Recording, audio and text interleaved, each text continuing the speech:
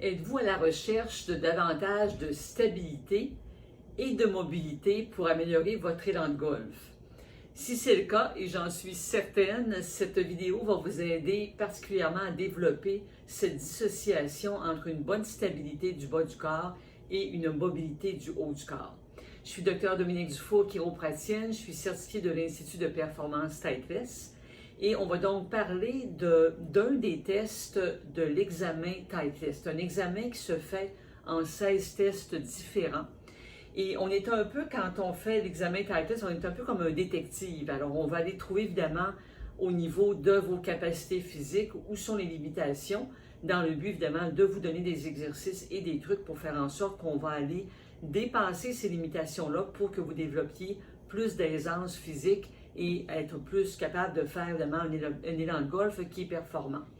Parmi ces tests-là du détective qu'on devient, on va identifier les limitations entre la dissociation du mouvement du haut du corps et la stabilité, donc je reprends mon énoncé, ce qui empêcherait de pouvoir faire la rotation du corps en maintenant une bonne stabilité. Donc, on va aller chercher, est-ce que vous êtes capable d'avoir une bonne dissociation dans ce mouvement-là? Si vous avez écouté mes vidéos précédentes dans le cadre de golf de Montérégie, on a parlé donc d'être capable d'avoir une bonne mobilité dans la région cervicale. On a parlé donc d'un test où vous aviez votre bâton de golf et on allait analyser en étant assis, en ayant une bonne stabilité du bassin, dans quelle mesure vous aviez une rotation du corps qui allait autant à droite qu'à gauche, donc avec le bas du dos fixe. Et ce que je vais vous montrer aujourd'hui, donc c'est un autre test avec un autre exercice, où là, vous allez être debout et encore là, on va aller tester, évaluer la dissociation dans le mouvement. Alors, le test se fait en demandant au golfeur, en vous demandant de placer vos mains sur les épaules. On demande au golfeur de s'incliner vers l'avant et d'aller faire une rotation du haut du corps. Souvent, ce qu'on va observer, c'est que là, on se dit, voyons, est-ce que je bouge ça? On sent que tout bouge ou c'est le bas du dos qui essaie d'enchaîner. On va déjà observer une difficulté à exécuter ce mouvement qui est relativement simple. Si déjà le corps a une fixation, évidemment, ça empêche cette simplicité de mouvement. Alors, c'est ce qu'on veut analyser. Est-ce qu'une fois qu'on est penché, un peu en position de fer 5, est-ce que lorsque je demande la rotation des épaules, est-ce que le bassin reste fixe? C'est ce qu'on évalue.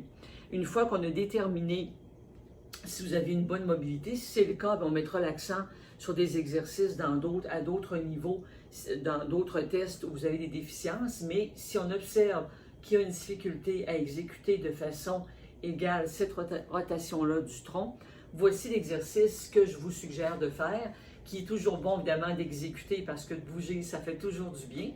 Alors, à ce moment-là, je vais vous demander, je vais tasser ça un petit peu. Vous allez vous placer avec les pieds à la largeur à peu près un petit peu plus large que les épaules.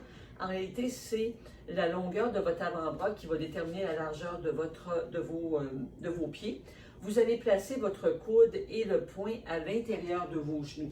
Donc, vous allez placer ici votre coude à l'intérieur d'un genou et le poing sur l'autre genou.